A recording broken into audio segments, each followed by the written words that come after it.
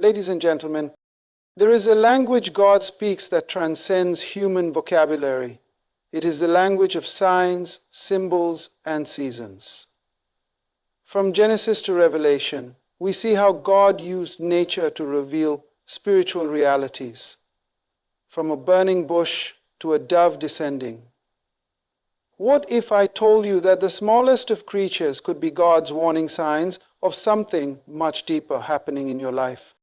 Today, I want to talk to you about something unusual but profound. 10 insects that warn you of witchcraft in your life. Now hear me. Witchcraft is not always cloaked in black robes and chanting in the woods. Sometimes it's far more subtle. It's anything that seeks to control, manipulate, deceive, or derail you from your divine purpose. And these insects are not just pests. They can be prophetic symbols. Insects have long captured the curiosity of both scientists and spiritual thinkers alike. While science often examines their biological roles, patterns, and environmental impact, the spiritual mind sees deeper meanings in their behavior, presence, and timing. Throughout ancient cultures, insects have been seen as omens, messengers, and even embodiments of supernatural activity. In many traditions, their sudden appearance or strange behavior is not dismissed as coincidence, but rather interpreted as a sign of spiritual activity, good or bad, unfolding in the unseen realm. The Bible itself uses creatures from nature, locusts, bees, serpents, doves, not just as background detail, but as part of divine messages and judgments. Insects in particular often appear in Scripture as agents of plagues, carriers of destruction, or indicators of moral and spiritual decay. When God sent swarms of flies or locusts over Egypt, He wasn't just disturbing the environment, He was sending a loud, clear spiritual signal to Pharaoh and the people. Insects, because of their mobility, persistence, and often irritating nature, can serve as a wake-up call when something deeper is being overlooked. The natural realm often mirrors the spiritual. Insects are small, but their impact is disproportionate to their size. Similarly, spiritual forces that seem minor, compromise, offense, fear, can enter subtly and cause deep disruption when left unchecked. The presence of certain insects at unusual times, in unexpected places, or in persistent patterns should raise spiritual awareness. These aren't just pests, they might be prophetic indicators that something in the spiritual atmosphere has shifted, that a breach has occurred, or that warfare has been initiated against your purpose. The wisdom lies in recognizing these signs not with superstition, but with spiritual insight. Discernment teaches us that nature is not silent. It speaks, and when insects show up in symbolic ways, they might be revealing that witchcraft, manipulation, or spiritual interference is at work around you or within you. Witchcraft is often misunderstood, reduced to images of cauldrons, spells, and shadowy rituals. But at its core, witchcraft is much deeper and more insidious than popular culture suggests. It is not limited to overt acts of sorcery or occult practices. At its essence, witchcraft is about control, an invisible force that seeks to override the will, distort the mind, and bend outcomes through manipulation. It is spiritual interference designed to hijack destiny, obscure truth, and fracture divine alignment. In many cases, witchcraft operates subtly. It can seep into relationships through emotional control, gaslighting, or coercion. It can work its way into communities through deception, sowing discord and false unity. It often cloaks itself in charm, appearing as something good while silently undermining what is true and righteous. Witchcraft doesn't always shout, it whispers. It doesn't always attack, it influences. And the longer it remains undetected, the deeper it roots itself in the heart, the mind, and even the atmosphere around a person.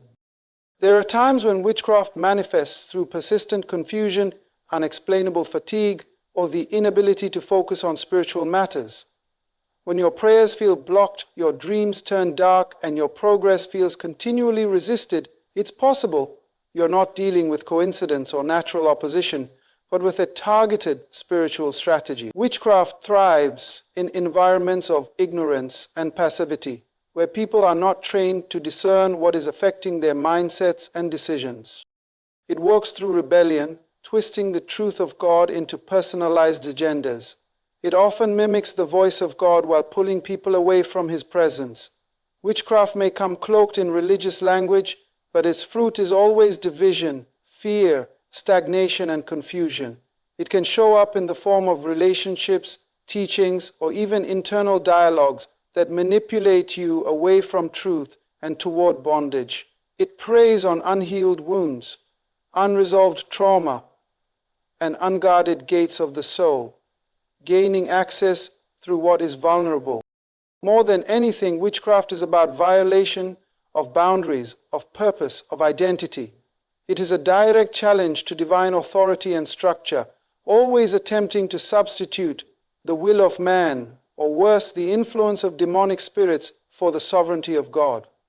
And once it gains influence, it begins to rewire thoughts, relationships, and even environments, creating a reality that resists holiness and thrives on control. Discernment is the ability to see beyond what is presented, to recognize the true nature of a thing despite how it appears. It is not the same as suspicion or intellect. It is a spiritual sensitivity that allows a person to perceive what is happening beneath the surface. In a world where manipulation is dressed as love, distraction is labeled opportunity, and spiritual warfare is dismissed as coincidence, discernment becomes not just important, it becomes essential. True discernment is born of intimacy with God. It is sharpened not in moments of crisis, but in daily alignment with truth.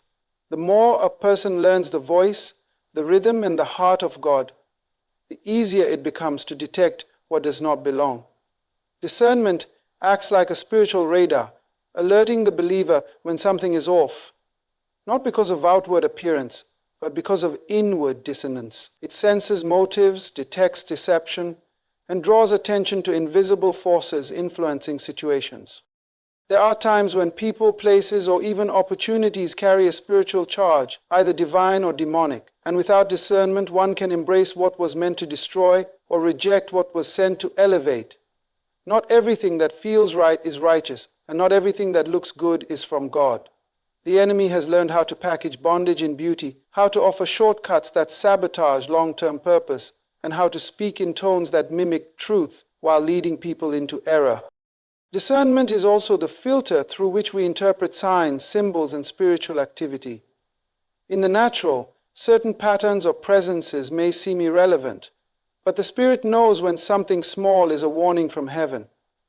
Without discernment, one can miss the spiritual meaning behind persistent struggles, relational friction, or even the unexpected appearance of certain symbols, like insects. Discernment doesn't simply help you know what's happening, it helps you understand why it's happening and what to do next.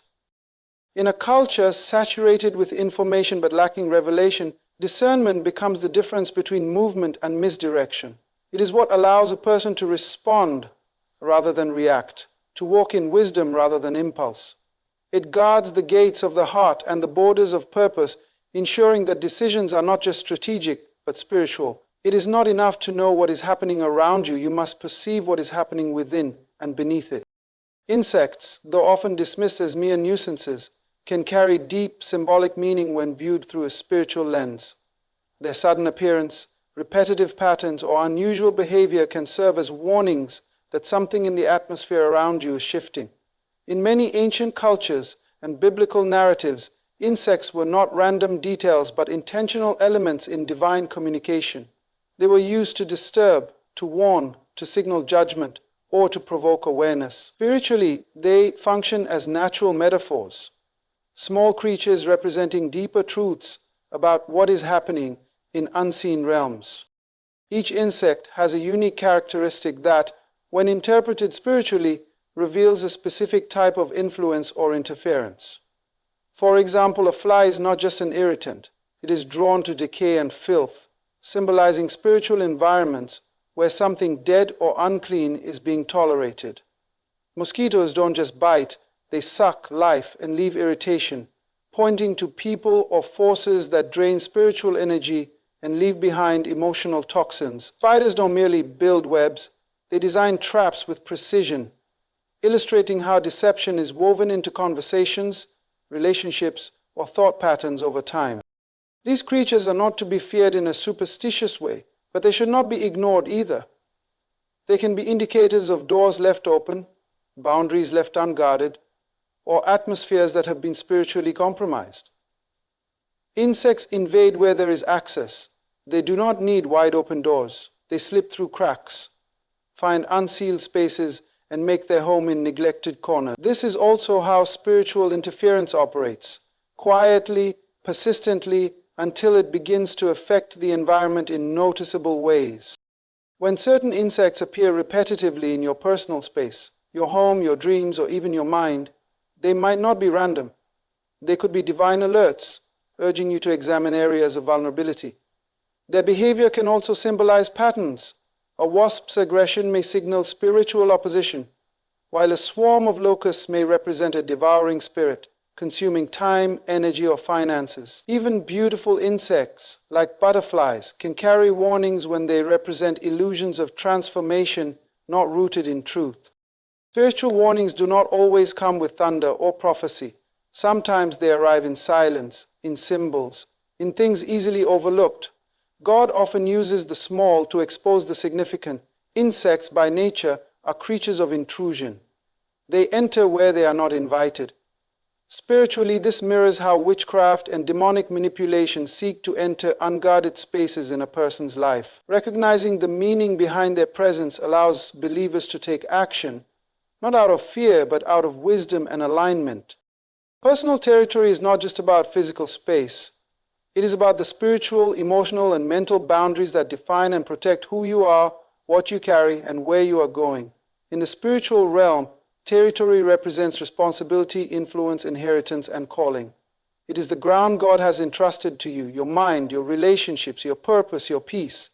And like any valuable territory, it attracts both divine attention and demonic opposition. Witchcraft and manipulation thrive where boundaries are blurred or broken. When a person does not understand the value of their personal space, whether it be mental clarity, emotional stability, or spiritual authority, they leave themselves vulnerable to infiltration. Just as insects enter homes through cracks, so too do spiritual attacks enter lives through unguarded thoughts, compromised convictions, and unchecked connection. Guarding your territory means becoming a vigilant steward over what influences you, what speaks into you, and what gains access to your inner life. Everything about your life that is connected to purpose must be protected. Your time, your energy, your focus, your giftings, these are all part of your territory. When witchcraft is at work, it often comes not with overt curses, but with subtle distractions, toxic entanglements, and spiritual fog that makes you lose sight of your assignment. Personal territory becomes compromised not always through external enemies, but through internal agreements with fear, insecurity, offense, or pride. These inward shifts give outward forces permission to encroach. Spiritual warfare is not always about casting things out, it's also about closing doors. Every thought you entertain, every relationship you allow, every habit you tolerate is either fortifying your territory or weakening it. The enemy does not need full control to cause damage. All he needs is a foothold. Once access is granted, he begins to build strongholds. Guarding your personal territory means having the discernment to recognize what belongs and what doesn't, the courage to confront it, and the discipline to remove it. Boundaries are not barriers to love, they are the borders of identity. They define what is holy, what is yours, and what is off limits to the enemy. When you fail to set boundaries, you become accessible to spiritual influences that were never meant to dwell in your space. Guarding your territory is not about paranoia, it's about purpose. It's about maintaining the purity of the environment God needs to move through you freely, without obstruction, manipulation, or spiritual contamination. Spiritual warnings are not meant to paralyze you with fear, they are designed to activate you for battle. When God allows signs, whether through patterns, symbols, dreams, or even the sudden presence of certain insects, it is not to cause panic, but to prepare you. Warnings are a form of divine intelligence. They are heaven's alert system, signaling that something in your atmosphere requires attention, alignment, and often confrontation. But a warning without a response becomes wasted revelation. The purpose of a warning is to transition you from passive observation to active warfare. Warfare begins the moment you recognize that what's happening around you has a spiritual root. It's easy to misinterpret everything as natural, bad luck, stress, fatigue, coincidence. But when the same cycles keep repeating, when peace is consistently disturbed, when progress is constantly blocked, you must shift your posture from explanation to engagement. Warfare doesn't mean fighting people. It means resisting spiritual forces that are trying to manipulate outcomes, oppress purpose, and distort truth. You cannot defeat what you refuse to confront, and you cannot confront what you won't first discern. God never reveals an enemy without equipping his people to overcome. The presence of a warning is evidence that heaven is involved and that authority is available, but that authority must be activated. Warfare requires strategy, not just shouting. It involves prayer, but also positioning. It calls for repentance, fasting, declarations, and at times, cutting off access points the enemy has been using. It means closing emotional doors, renouncing agreements, and reclaiming ground that has been surrendered. Warnings tell you what needs to change. Warfare initiates that change. When you respond to a warning with warfare, you're not just reacting to the enemy. You are reasserting dominion. You are reminding every spirit at work that your life is governed by a higher authority. It is not enough to be aware of witchcraft. Awareness must lead to alignment, and alignment with God's truth is the greatest weapon in spiritual battle. The moment you stand in that truth, you step into victory that's already been secured. Warnings awaken you to the fight, but warfare moves you into freedom. We must remember that God never allows signs to go unnoticed, without purpose. These 10 insects are not just creatures of the natural world. They are symbols, messengers, and warnings of deeper spiritual truths. Whether it's the deception of the spider, the draining bite of the mosquito, or the silent erosion of the termite, each one reflects a strategy of the enemy that often goes undetected in the busyness of life. Witchcraft in our lives is rarely loud, it is subtle. It is manipulation in the name of love, distraction disguised as opportunity, and confusion cloaked in charm. But the presence of these signs is not a sentence, it's an invitation. An invitation to wake up, to take inventory, and to move from passivity to authority. You are not powerless. You are not blind. You have been given discernment, territory, and the tools of warfare, but they must be activated. It's time to close doors that were carelessly left open. It's time to silence voices that do not align with truth. And it's time to stand guard over what God has placed in your hands. These warnings are a gift, not to frighten you, but to fortify you. Because when you understand the signs, you begin to see clearly, walk boldly, and fight strategically. So as you move forward, may your eyes stay open, your spirit remain sharp, and your territory stay guarded. And if you see the signs, don't ignore them. Respond in wisdom, respond in faith, and respond in victory. Thank you for your time, your heart, and your hunger for truth. God bless you.